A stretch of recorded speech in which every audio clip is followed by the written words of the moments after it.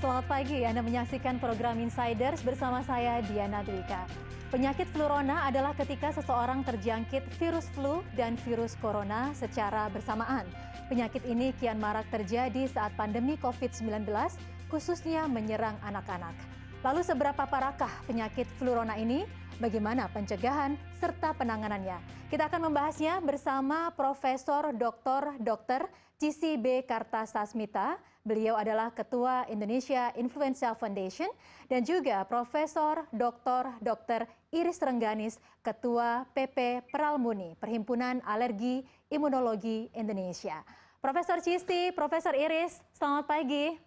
Selamat pagi. Ya, terima kasih banyak sudah meluangkan waktu untuk kami. Saya langsung saja ke Profesor Cissy. Profesor Cissy, kalau terminologi tentang flu dan juga COVID-19 pastinya masyarakat semuanya sudah mengenal itu. Tapi kini ada terminologi baru yang disebut dengan flurona. Sebenarnya flurona ini apa, Profesor Cissy? Ya, jadi flurona itu bukan penyakit baru sebetulnya ya. Flurona itu diberikan nama kepada penderita yang mendapatkan infeksi dua, yaitu infeksi dari virus influenza dan infeksi dari virus SARS-CoV-2 tentunya yang penyebab COVID-19. Jadi kalau ada seorang yang mengalami gejala-gejala flu maupun COVID, kemudian dilakukan pemeriksaan swab untuk keduanya tentunya dan positif, itulah diberikan nama flurona. Nama yang cantiknya ya, sebetulnya koinfeksi kalau di kita sih istilahnya, infeksi bersamaan. Jadi artinya sebenarnya seseorang yang sudah terinfeksi COVID itu juga bisa terinfeksi flu secara bersamaan gitu ya, Profesor. Lantas bagaimana? Jadi masuk kumannya bareng gitu. Lantas bagaimana untuk membedakan apakah seseorang ini terinfeksi flu ataukah COVID atau bahkan keduanya? Karena kalau dilihat dari gejala-gejalanya ini sangat mirip, Profesor. Betul, gejalanya sama, gejala saluran pernafasannya. Penyakit saluran pernafasan yang kita tahu ada batuk, ada demam, ada sakit tenggorokan, semua sama. Nah, kita bisa bedakannya kalau kita periksa swab untuk COVID dan swab untuk influenza, itu dua hal yang berbeda, dua lab ya, dua pemeriksaan laboratorium yang berbeda. Di berbagai negara di luar itu memang sudah dilakukan rutin ya. Pada musim influenza selama pandemi ini mereka melakukan pemeriksaan double ya. Kalau di kita memang nggak ada musim khusus ya influenza, tapi kalau ada pemeriksaan dua-duanya ya lebih baik kita lakukan pemeriksaan dua-duanya memang kalau tahu penyebabnya. Baik, Profesor Iris, ketika seseorang akhirnya terinfeksi begitu ya, baik flu dan juga corona secara bersamaan, apakah gejala yang akan dialami itu menjadi lebih berat, Profesor Iris? Ya benar ya, karena tadi saya katakan Profesi bahwa corona adalah dimana terjadi infeksi secara bersamaan antara influenza dengan coronavirus. Nah ini dapat terjadi pada segala usia, tidak hanya pada anak, bagi pada dewasa juga. Nah corona ini terutama berbahaya pada orang usia lanjut ya, karena daya tahannya sudah menurun. Ya baik influenza maupun COVID itu menimbulkan angka kesakitan dan kematian yang lebih tinggi pada populasi usia lanjut. Berarti siapa saja, Profesor, yang sangat rentan terhadap flurona ini? Anak-anak di bawah usia 6 tahun begitu? Itu apakah juga termasuk mereka yang sangat rentan terkena flurona? Ya, jadi sebetulnya anak-anak di bawah 6 tahun, di bawah 5 tahun, terutama di bawah 2 tahun, itu sangat rentan dengan flu ya. Namun menurut epidemiologi selama ini, terhadap COVID, anak itu justru tidak terlalu tinggi dibandingkan dengan dewasa ya. Prevalensinya, jadi kejadiannya. Nah, kalau flurona itu bisa terjadi pada segala umur. Dan tentunya kalau dia sudah terkena influenza dan dia kemudian terkena COVID-19, itu bisa terjadi pada anak di bawah 6 tahun juga bisa. Oleh karena itu tetap harus dilakukan pencegahan. Iya, baik. Kalau menyambung dari apa yang disampaikan oleh Profesor Cissy tadi bahwa ternyata flurona ini bisa terjadi ke segala usia begitu ya. Lantas Profesor Iris, apakah masyarakat dengan usia dewasa begitu itu juga sangat rentan dengan penyakit ini? Ya, ataukah hanya manula saja? Ya, di atas 60 tahun, sudah terjadi yang disebut imunosenescence ya. Kenapa sistem imun yang sudah menurun? Apalagi ditambah kalau sudah ada komorbid ya. Kalau sudah ada komorbid itu kondisi akan lebih parah ya. Karena itu kita memang antisipasi sekali pada orang-orang yang usia lanjut dengan komorbid. Karena mereka merupakan termasuk golongan populasi yang rentan. Baik.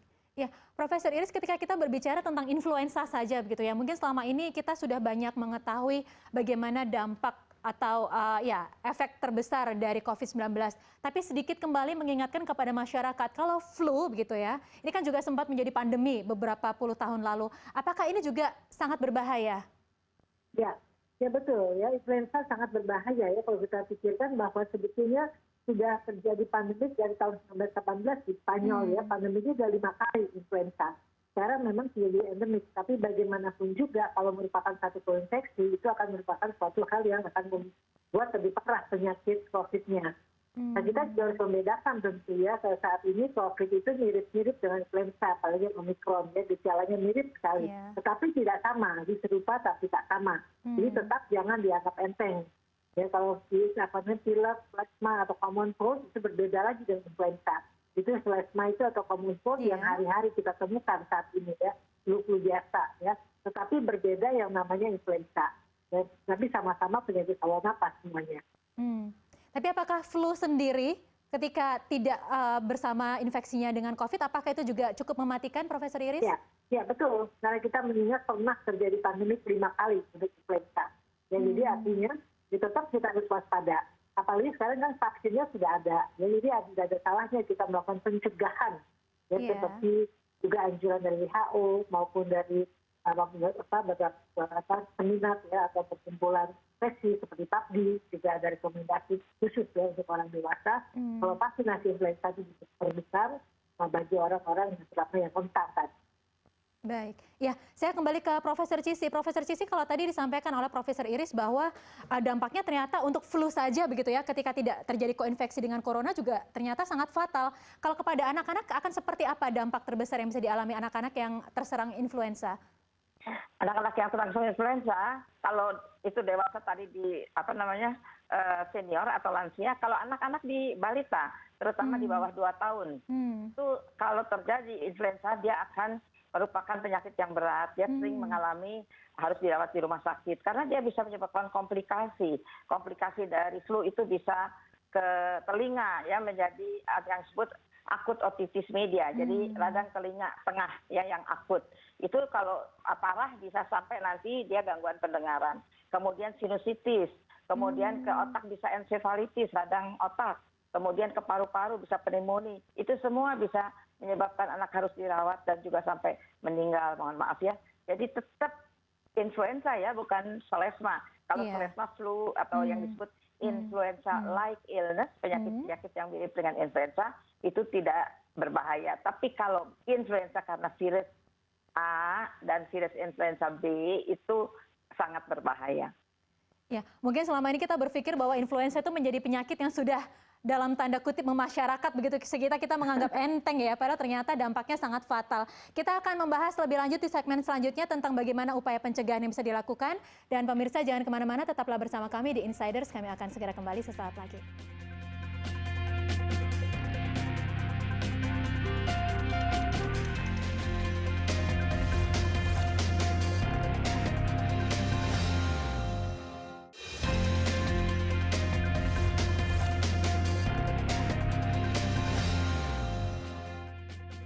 Terima kasih pemirsa Anda masih bersama kami di Insiders dan kita akan lanjutkan perbincangan mengenai penyakit flurona. Masih bersama Dr. Cissy B. Kartasasmita, Ketua Indonesia Influenza Foundation, dan juga Dr. Iris Rengganis, Ketua PP Peralmuni, Perhimpunan Alergi Imunologi Indonesia. Baik, Profesor, kita akan melanjutkan perbincangan bahwa tadi di segmen awal kita sudah mengetahui bahwa influenza saja ternyata cukup berbahaya begitu ya, bisa mengancam nyawa bagi anak-anak, bahkan juga pada lansia.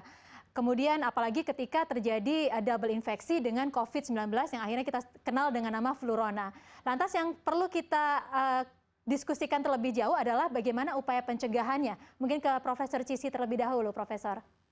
Ya, pencegahannya tentu yang pertama adalah melakukan prokes ya yang harus dilakukan dengan sangat ketat, sangat baik. Kita harus mencuci tangan, anak-anak belajar mencuci tangan yang baik ya.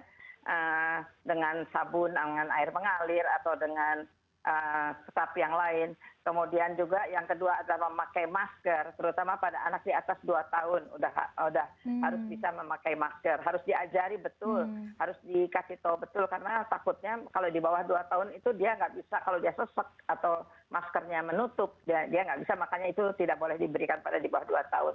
Kemudian juga distancing, jaga jarak itu masih perlu ya, terutama anak-anak ya, kalau di kursi kereta roda itu tapi kan kalau anak yang bayi itu kan harus dilindungi betul ya terhadap karena dia nggak pakai masker di dalam kereta itu. Saya suka sering lihat ibu-ibu bawa mall ya, itu sebetulnya sebaiknya jangan dulu ya kalau masih banyak tinggi infeksinya. Kemudian juga jangan kerumunan tadi dan di rumah. Itu tetap harus dilakukan dengan ketat ya. Anak-anak harus diajarin. Ukuran masker harus sesuai. Bahan masker juga disesuaikan. Itu yang harus disampaikan untuk Bapak Ibu sekalian. Kalau bisa anak di bawah 2 tahun itu jangan dibawa kemana-mana lah selama infeksi masih tinggi. Ya, nanti sabar. Ini kalau kita lihat udah mulai turun, mudah-mudahan nggak lama lagi. Jadi tetap lakukan prokes. Yang kedua adalah lakukan vaksinasi untuk 6 tahun ke atas ya. 6 tahun ke atas sudah boleh divaksinasi, dan vaksin COVID, vaksin influenza itu aman. Vaksin influenza itu dari 6 bulan ke atas sudah boleh diberikan. Pada awal diberikan kalau di bawah 9 tahun, 8 tahun ke bawah itu 2 kali dulu, interval 4 minggu. Sesudah itu setiap tahun, kalau bisa di waktu yang sama. Ya, supaya jangan lupa misalnya waktu dia ulang tahun atau suatu hari yang itu, sehingga bisa tiap tahun secara rutin karena dia hanya tahan 1 tahun vaksin itu, karena isinya setiap tahun itu berubah karena virus yang sirkulasi, virus influenza juga berubah disesuaikan untuk isi vaksinnya. Vaksin COVID mudah-mudahan nggak lama lagi 6 bulan ke atas bisa, tapi saat ini belum ada. Ya. Baik, Profesor, ini menurut data dari WHO kurang lebih ada 290.000 sampai 650.000 orang meninggal setiap tahun akibat flu. Apakah memang benar demikian, seberbahaya itu, Profesor? Oh iya betul, itu yang bukan flu-flu yang sehari-hari kita bilang, aduh saya batuk pilek, saya flu, bukan ya. Flu yang disebabkan oleh influenza A dan influenza B seperti tadi saya katakan. Jadi flu-nya itu menyebabkan berbagai komplikasi. Misalnya orang yang asma karena kena influenza dia bisa kambuh, penyakit jantung bisa kambuh. Ya, jadi itu penyakit itu. Jadi memang dia sangat sangat berbahaya. Juga pada anak-anak. Penelitian di kita kebetulan tidak dilakukan ya untuk flu ini, sehingga kita tidak punya data yang pasti. Tapi menurut perkiraan dari penelitian global, yaitu WHO tadi, di kita juga tetap banyak karena memang di kita ada sepanjang tahun. Kalau di negeri 4 musim ya itu kan cuma waktu musim winter aja, musim dingin. Kalau di kita enggak, hasil penelitian Litbangkes sepanjang tahun ada, terutama pada saat musim hujan. Baik. Profesor Iris, kalau tadi Profesor Cissy menyampaikan bahwa salah satu upaya pencegahan yang bisa dilakukan adalah dengan taat prokes begitu ya. Lantas apakah ketika seseorang hanya mengalami flu begitu, itu juga harus menerapkan prokes sama seperti kita mengalami COVID-19 juga, Profesor?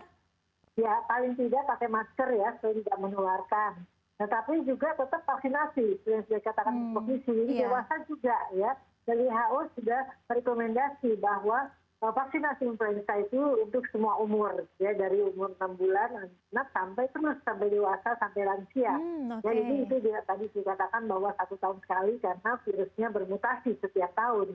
Dan itu adalah satu, ya kita kelihatan satu keuntungan yang sudah bisa diketahui bahwa virusnya apa yang akan beredar itu sudah bisa didetek oleh WHO. Di setiap tahun akan dibuat vaksin yang sama untuk setiap farmasi. Tetapi memang virus yang berubah itu banyak sekali, yang ada yang kombinasi yang 3 strain, ada yang 4 strain ya untuk influenza ya, sehingga kita ada yang tetravalent, ada trivalen ya, masih ada dua-duanya. Tetapi memang kalau kita mau mendapat yang lebih luas pemakaiannya, kita pakai yang tentu yang quadrivalent ya, karena coveragenya lebih luas ya. Kalau kita tahu bahwa yang influenza itu ada yang A, ada yang B. Ya, kalau yang trivalent itu A-nya hanya ada 2, tapi B-nya 1. Tapi ternyata yang strain B itu ternyata selalu sudah ada 2 turunan, ya Yamagata dan Victoria. Jadi yang kita harapkan kalau bisa memang semuanya mengcover pakai yang quadrivalent seperti itu. Tapi apakah ada yang menjadi prioritas begitu dalam bagi masyarakat yang harus mengambil vaksin influenza ini? Ya, tentu saja ya. Tentu yang lansia, di atas 50 tahun sih belum lansia, tapi kita sudah biasa pada dewasa kita harapkan di atas 50 tahun, kemudian 60 tahun yang sudah lansia dengan berbagai macam komorbid, itu yang dia anggap yang utama. Dan juga untuk health workers ya, petugas kesehatan, itu juga dianggap yang prioritas yang diberikan. Kalau di luar negeri ibu hamil juga sudah diberikan ya, ibu hamil dari berbagai trimester itu sudah diberikan di luar negeri. Ya, mungkin kita selama ini berpikir bahwa yang perlu untuk vaksin itu hanya anak-anak saja ya, Profesor ya. Ya, tapi ternyata kita orang dewasa bahkan manula itu juga masih memerlukan vaksin influenza begitu ya, dan harus dilakukan setiap tahun atau 1 tahun 1 kali begitu ya, mengingat selalu ada strain-strain baru. Baik. Ya. Baik, saya kembali ke Profesor Cissy. Profesor Cissy, kalau untuk pemberian vaksin begitu ya, ini kan kalau tadi vaksin influenza, Profesor sudah menyampaikan bisa diberikan kepada balita atau anak-anak yang di bawah usia di atas 6 bulan begitu ya, di atas 6 bulan sudah bisa mendapatkan vaksin influenza. Tapi kemudian untuk vaksin COVID sendiri kan baru di atas 6 tahun. Lantas bagaimana supaya anak-anak ini bisa melakukan pencegahan dari flurona begitu, Profesor Cissy? Ya, memang betul ya. Kita lihat bahwa flu itu boleh diberikan 6 bulan ke atas. Oleh karena itu, kalau kita jangan tunggu nanti sampai ada vaksin COVID untuk di bawah 6 tahun. Kita berikan flu aja dulu ya. Kalau kita belum, umur berapapun diberikan mulai saat ini. Untuk ke depan nanti bisa sesudah 9 tahun itu 1 tahun sekali, tapi antara 6 bulan ke atas, 6 bulan sampai 6 tahun itu 2 kali dulu, kemudian setiap tahun ya. Itu harus diberikan kepada semua anak ya, dianjurkannya. Malah WHO itu menginginkan influenza itu masuk ke dalam program imunisasi nasional seperti DPT, hepatitis B itu, sehingga nanti anak-anak itu bisa terlindungi dari mulai 6 bulan. Karena sampai 6 bulan dia terlindungi oleh vaksin dari ibu hamil yang tadi Prof. Iris sudah berikan. Ibu hamil diberikan, nanti dibuat antibodi masuk ke bayinya, bisa menjaga bayinya sampai 4-6 bulan tidak tertular influenza. Gitu. Iya. Jadi semua. Mungkin selama ini kita berada di pusaran pandemi, selama ini memasuki tahun ketiga gitu ya. Masyarakat hanya concern untuk memberikan vaksin terkait COVID-19, padahal masih ada vaksin-vaksin lain termasuk vaksin influenza yang begitu dibutuhkan begitu ya, terutama untuk anak-anak dan juga para lansia dan juga kita orang dewasa. Kita akan lanjutkan perbincangan di segmen selanjutnya. Saya akan menanyakan apakah pemberian vaksin influenza dan juga COVID-19 ini bisa dilakukan bersamaan. Dan pemirsa jangan kemana-mana, tetaplah bersama kami di Insiders, kami akan segera kembali sesaat lagi.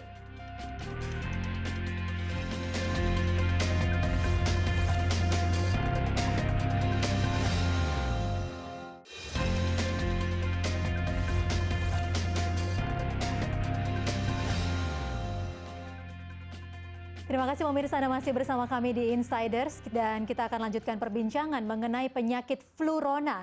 Masih bersama narasumber kita, Profesor Dr. Cissy B. Kartasasmita. Beliau adalah Ketua Indonesia Influenza Foundation dan juga Profesor Dr. Iris Rengganis, Ketua PP Peralmuni, Perhimpunan Alergi Imunologi Indonesia. Baik, Profesor, melanjutkan perbincangan kita. Tadi Profesor Iris sempat menyampaikan bahwa vaksin influenza ini ada yang disebut sebagai kuadrivalen begitu ya, dan juga ada yang disebut sebagai trivalen.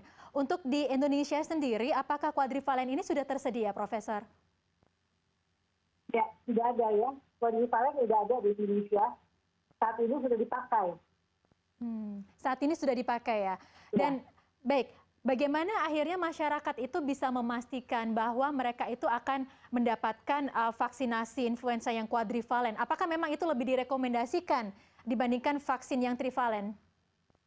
Ya, sebetulnya karena yang trivalen itu B-nya hanya 1 jenis, sedangkan yang kuadrivalen A-nya 2 jenis, B-nya ada 2 juga yang kuadrivalen. Nah, ini penelitian provinsi yang sudah berpengalaman yang menemukan bahwa di Indonesia, di provinsi yang bercerita bahwa yang B itu yang Yamagata dan Victoria sudah ditemukan 2-duanya di Indonesia.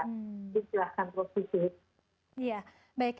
Nah, saya lanjut ke Profesor Cissy. Kalau Profesor Cissy sebenarnya seberapa efektif vaksinasi influenza ini kepada anak, Profesor? Ya, sebetulnya kalau kita lihat ya, dari kita nggak ada penelitian yang khusus mengenai ini, namun dampak testimoni sekarang. Jadi kalau kita lihat saya kan selalu menganjurkan untuk anak-anak yang menderita asma untuk diberikan vaksinasi influenza, katakan ini contohnya. Iya. Kata ibunya akan kembali, aduh dokter tahun ini anak saya nggak kena serangan. Ya, mungkin memang itu, dan mereka terus bersemangat untuk melakukan lagi. Jadi maksud saya dampaknya itu sangat besar ya untuk anak-anak itu. Dan ibu-ibu selalu cerita bahwa saya udah nggak kena ISPA lagi, dok. Jadi ISPA itu infeksi saluran pernafasan akut yang gejalanya kan sama ya, nggak kena selesma karena ini. Jadi dampaknya sangat bagus. Namun penelitian sih kami belum melakukannya. Kemudian kalau kita lihat juga di praktek sehari-hari, kita lihat bahwa ibu-ibu itu memang belum familiar dengan vaksin influenza karena dia tidak masuk ke dalam program imunisasi nasional, belum. Mudah-mudahan ke depan bisa masuk untuk anak-anak juga. Iya, baik. Nah, menyambung dari apa yang disampaikan oleh Profesor Cissy tadi, Profesor Iris, sebenarnya kalau misalkan kita berada di tengah kondisi pandemi saat ini, apakah vaksin influenza kepada dewasa dan juga manula ini juga berkurang atau masyarakat masih kurang sadar akan pentingnya vaksinasi ini, Profesor? Ya, kita memang perlu terus edukasi ya, karena dari pandemi ini beberapa waktu yang lalu pasien ke rumah sakit takut ya, mereka ketakutan. Jadi angka kesakitan atau angka kematian waktu itu corona kan tinggi saat itu, sehingga menyebabkan orang takut ke rumah sakit, sehingga vaksinasi juga jadi berkurang. Terus edukasi yang berkali-kali, saat ini banyak juga sudah kembali pasien banyak menanyakan bahwa vaksinasi influenza sudah bisa atau belum, gitu ya. Dan kita memang di rumah sakit manapun, apalagi rumah sakit negeri maupun swasta itu sudah ada vaksinasi influenza ya tersedia. Dan cuman tidak termasuk BPJS, ya. Jadi harus membayar sendiri, tetapi harganya tidak mahal dibandingkan kalau dia sakit, ya. Jadi antisipasi kita selalu antisipasi kepada para masyarakat ya, bahwa ini penting sekali kepada pasien kita, langsung kita edukasi di dalam praktek ya, sehingga mereka bisa melakukan ya 1 bulan setelah vaksinasi COVID yang terakhir. Jadi artinya memang untuk pemberian vaksinasi influenza dan juga COVID ini tidak bisa untuk dilakukan secara bersamaan gitu ya, Profesor? Nah sebenarnya kalau di luar negeri kalau di Amerika mereka bersamaan ya, kemudian di sana mereka bersamaan bisa ya, karena mereka sudah tahu apa efeknya. Kemudian di beberapa negara rata-rata 2 minggu setelah vaksin COVID bisa diberikan vaksinasi influenza. Tapi di negara kita, karena kita berhati-hati masih mengawasi kipinya sampai 28 hari, dan ditetapkan bahwa vaksinasi apapun termasuk influenza baru diberikan setelah 28 hari dan saja vaksin COVID yang kedua. Ya, jadi artinya dalam 28 hari itu masih diperhatikan kipinya daripada vaksin COVID. Iya. Lantas ke Profesor Cissy, apakah untuk pemberian vaksinasi COVID dan juga flu ini jangka waktunya harus lebih jauh begitu? Ataukah sama seperti yang disampaikan oleh Profesor Iris untuk anak-anak? Ya, untuk anak-anak ya yang akan mendapatkan COVID dan influenza itu juga COVID dengan vaksin-vaksin lainnya, sekarang ditentukan oleh IDAI itu dan juga Kemkes 14 hari minimal. 14 hari, oke. Kalau mau paling cepat itu boleh 14 hari. Tapi memang yang paling enak itu adalah 1 bulan ya. Kalau untuk seseorang divaksin sudah kembali lagi, biasanya kita 1 bulan. Tapi 14 hari sudah boleh kalau anak-anak. Tapi untuk dampaknya sendiri akan seperti apa yang dirasakan anak-anak ketika akhirnya menerima 2 vaksin ini dengan jangka waktu yang berdekatan, Profesor? Mungkin selama ini kan masyarakat takut untuk vaksin COVID saja takut, apalagi ada vaksin yang lain begitu. Ya, sebetulnya yang penting adalah ibunya ya. Biasanya orang tuanya yang khawatir, yang takut. Kalau anak-anaknya sih ya nurut aja ya. Mereka biasanya paling sakit sedikit. Justru kalau selama pandemi itu untuk vaksin-vaksin yang bukan COVID yang lain kita berikan mungkin multiple injection, jadi lebih dari 1 dalam 1 saat. Jadi disuntik di tangan kanan, di tangan kiri ya, itu dianjurkan untuk catch up, untuk imunisasi kejar. Jadi anak-anak itu memang sangat sangat bisa dibuat supaya dia tidak takut, sehingga bisa disuntik sekaligus, sehingga vaksinasinya bisa dicapai lebih cepat. ya. Jadi sebetulnya nggak usah takut untuk jarak 2 minggu, jarak 1 bulan itu, asal orang tuanya jangan nakut-nakutin. Baik, Profesor, di akhir perbincangan kita mungkin bisa disampaikan ajakan kepada masyarakat untuk sama-sama mensukseskan program vaksinasi influenza dan juga COVID-19 ini. Mungkin ke Profesor Iris terlebih dahulu. Ya, baik. Vaksinasi influenza maupun COVID dua-duanya penting. Jadi kalau vaksinasi COVID saat ini sudah menjadi program pemerintah di samping protokol kesehatan. Iya. Jangan lupa adanya flurona ya, koinfeksi dua penyakit bersamaan dalam satu waktu pada satu orang. Karena itu kita anjurkan juga tetap melakukan vaksinasi influenza dengan jarak waktu 2 minggu sampai 1 bulan setelah vaksinasi yang kedua dari vaksinasi COVID. Baik, terima kasih banyak Profesor Iris. Dan selanjutnya ke Profesor Cissy, silahkan. Ya, terima kasih. Jadi untuk sekarang saat pandemi yang pertama prokes itu harus dilakukan. Iya. Menurunkan influenza, menurunkan COVID, menurunkan flurona tentunya ya, tidak ada transmisi virus. Kemudian yang penting juga adalah vaksinasi tadi. Baik pada anak yang 6 tahun ke atas yang sudah bisa divaksin COVID dan influenza, lakukanlah itu karena itu akan menambah anak menjadi sehat, mencegah penyakit-penyakit yang disebabkan oleh influenza dan COVID. Kemudian untuk yang di bawah 6 tahun, lakukanlah vaksinasi yang lain supaya tidak terjadi penyakit-penyakit yang dapat dicegah oleh imunisasi. Iya, baik, jangan sampai pandeminya nanti sudah usai tapi ada kejadian luar biasa lagi karena kita mengacuhkan vaksinasi-vaksinasi yang lain, salah satunya adalah influenza. Baik, Profesor, terima kasih banyak atas waktunya dan kita akan berjumpa di lain kesempatan. Sehat-sehat selalu. Terima kasih. Baik, terima kasih. Dan demikian perbincangan kita kali ini bersama Profesor Dr. Cissy B. Kartasasmita sebagai Ketua Indonesia Influenza Foundation dan juga Profesor Dr. Iris Rengganis, Ketua PP Peralmuni, Perhimpunan Alergi Imunologi Indonesia. Demikian Insiders kali ini, saya Diana Dwika undur diri. Terima kasih, sampai jumpa.